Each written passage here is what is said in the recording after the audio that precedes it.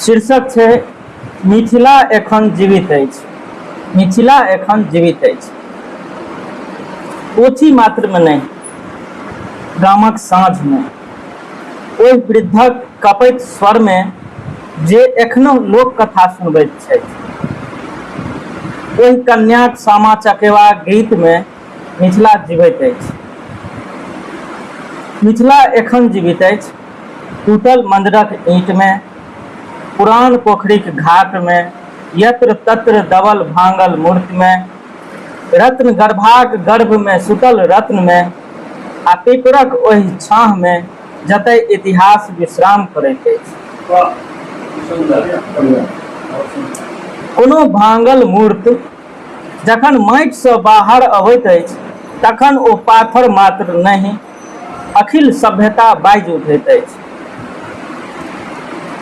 कमला कलकल नहीं बहि रहली, कमला कलकल नहीं बहि रहली, मुदा एखनो कमला कछेर अपना संगे लोक स्मृति जोगेने अछि। कोशी जखन बाट हेरैत अछि तखन इतिहासो करोट फेरैत अछि। मिथिला एखन जीवित अछि। विद्यापतिक पद में, उपनयनक गीत में, चित्रकलाक रंग में, आ गामक सोनहगर माटिक गंध में। पाग अछि तऽ अछि हमर सम्मान। मिथिला मात्र पुरुष शिरोवस्त्र पाग धरि नहीं, ई तऽ अछि माछ मखान पानक सांस्कृतिक विविधता में। ई सह अस्तित्वक ओ पाठ अछि जतय विविधता बनैत पहचान अछि। हम देखलहुँ धसैत पोखरिक घाट, टूटैत खाट, वीरान पाट, छिड़ियायल टाट, घर में चाट, रूप बदलैत हाट, मुदा एखनो अछि आस। मिथिला एखन जीवित अछि।